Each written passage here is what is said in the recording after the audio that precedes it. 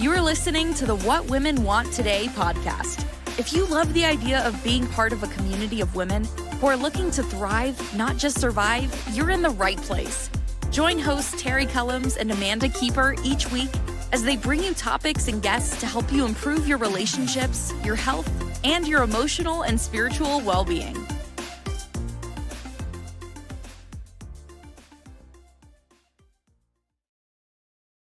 Hello and welcome to today's episode of What Women Want Today podcast. I am your host, Terri Kellums. We are on day 8 of the 12 days of Christmas. And today we are talking about one of my favorite topics, which is personal growth. So I feel like this year has been a lot of personal growth, but mainly in the area of technology.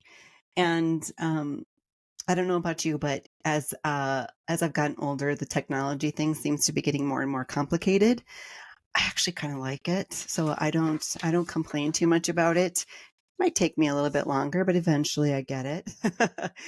I switched podcast platforms this year so that I could do the YouTube thing, and Amanda and I had some glitches, but all in all, like personal growth to me, I find it challenging and I actually enjoy the challenge. Ironically, the book that I've been talking about that I wrote this year or in the progress of writing is on personal growth. So there'll be 3 elements of personal growth in that book. And, you know, I should probably mention that here. I'll put a little plug in for my book since this is, well, my podcast. So I am going to be looking for a team to be a part of my pre-launch for the book. And there's really not a lot involved on your part. I'm mostly just being someone who's willing to read the book and leave a review. And I will give you a free copy of that book if you decide you want to be on the pre-launch team. So I'm going to set up an email subscription just for those people that want to be on the book club launch. So if you're already subscribed to the podcast email list, this will be a separate list. And I hope to have all that put together before the end of the 12 Days of Christmas series. If not, I will make sure to communicate with you. I'll do it here and through social media. So keep that in mind if you are someone that is interested in personal growth and you would like a free copy of my book. Look out for that announcement in the future. I'm hoping to have it out first quarter of 2024. I feel very passionate about personal growth. I was thinking about today's episode, and I remembered that I went into it quite a bit in season 1 in the happiness series that I did. In fact, I believe it is season 1, episode 82. And in the spirit of working smarter, not harder, I'm just going to plop that episode right in here for you today. I hope you enjoy. But before I do want to give you the 8 Days of Christmas, 8 Maids of Milking definition. Maids of Milking can symbolize nurturing and sustenance.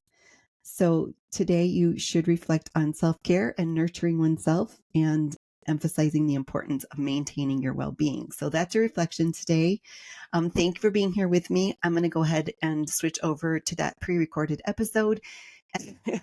And so for those of you watching on YouTube, there will be no video for that portion. But thank you again for being here with me, and I'll see y'all tomorrow.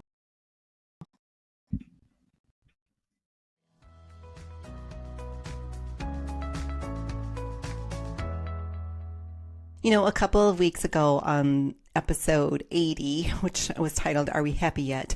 I explored the idea of the 2 types of happiness that experts say that we experience, which is hedonic and eudaimonic. And since that episode is aired, I have talked about this subject more than I ever imagined I would. I want to revisit the 6 elements the expert identified as crucial to sustaining eudaimonic happiness. Remember that hedonic happiness is easily accessed, but doesn't necessarily last. If we're going to choose happiness as our guiding emotion, we need eudaimonic happiness for sustainability. So those elements are personal growth, environmental mastery, positive relations, self-acceptance, purpose in life, and autonomy. So today is part 1 of the series where I'm going to dive into each one of these elements. We're going to start with personal growth.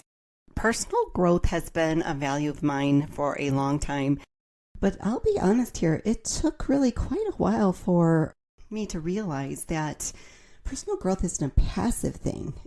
For me, at that point in life, it was kind of like information in and information out. When you hear the expression that knowledge is power, it's not true. We can know a lot of things, but if we don't know how to apply them and put them into action, well, then we just know a lot of things. Application of the knowledge is power. So several years back, I managed a team that gave the employees an opportunity to anonymously give feedback once a year to their leadership. And one of the managers put on their survey talking about me, she reads a lot of books, but she really doesn't do anything with what she learns. Ouch, ouch, ouch. It was great feedback, even if at the time it was really hard to hear. It was exactly what propelled me to hire a coach and get me on the right track for my personal growth journey. I know I'm not alone in my desire to grow personally.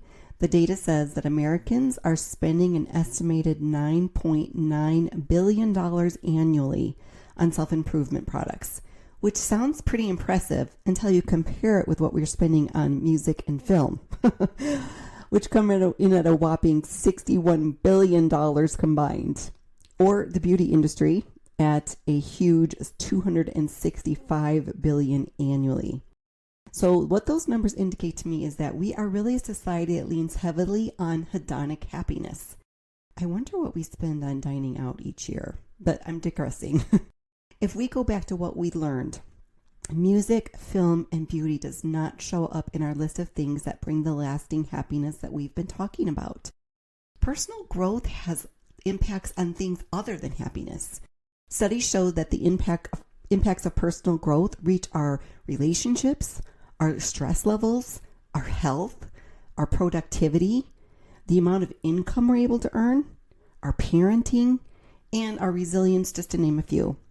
So if you've never done any kind of personal development, this might be a good place to start. What kind of feedback, whether it's intentional, like the surveys that my employees were able to fill out about me, or unintentional, just everyday things that you're hearing repetitively. There are no shortage of topics to choose from on where you get started. There's time management and productivity and habits and vulnerability and meditation and influence. Now, I know people who honestly think they are good communicators that are just really good at talking. To be a good communicator, you should really focus on two things. Your ears. Okay, I'm kind of kidding, but I'm kind of not. Really, if you are doing a lot of talking, but the responses that you're getting don't match, you probably need to focus more on developing your listening skills. Everyone listening today has influence in their environment. How you choose to influence will come directly from your level of personal growth.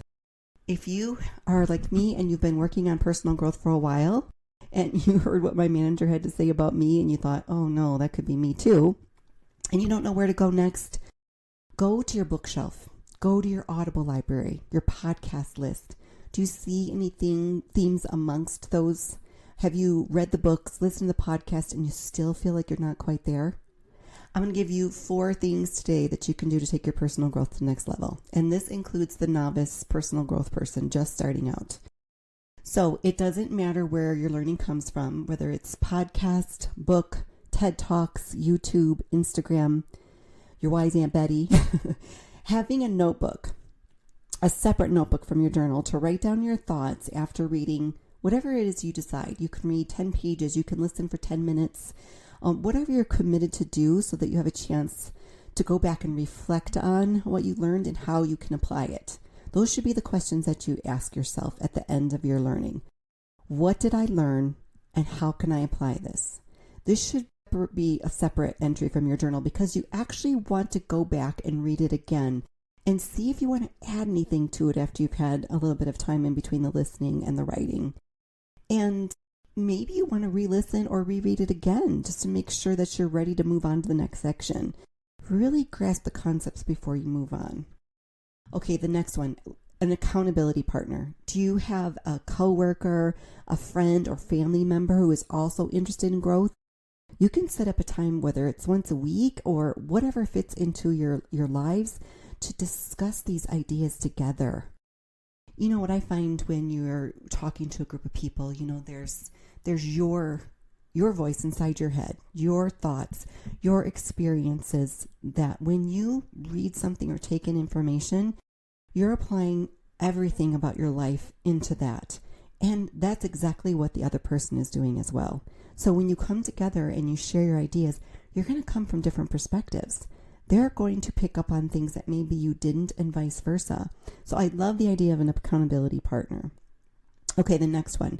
Join a growth group. And if you can't find one, create one.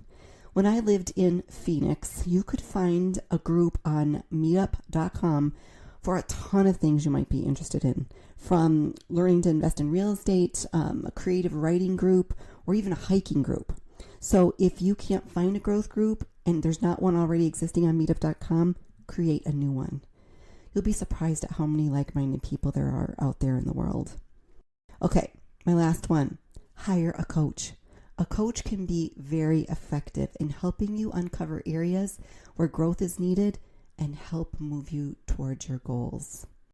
Okay, friend, our time together has come to an end for today. Thank you so much for being here with me. I look forward to the next 5 topics in this series.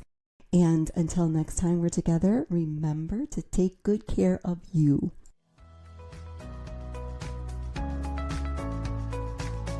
Hey friend, I hope you enjoyed our time together today and found the information valuable. Remember, you are officially invited to join our Facebook group and private group. I will put the links in today's show notes. If you are interested in exploring coaching, you can email me at Terri, Terri.Kellums, Kellums, @gmail.com, or private message me on Facebook or Instagram. If you're enjoying the content of the podcast, remember to share with a friend or on social media. It really does help other women find the podcast. And if you have yet to leave a rating and review, you can do that on your favorite platform. Okay, remember, you are not alone. You are worthy of love and a fulfilled life. Now it's time to go after it.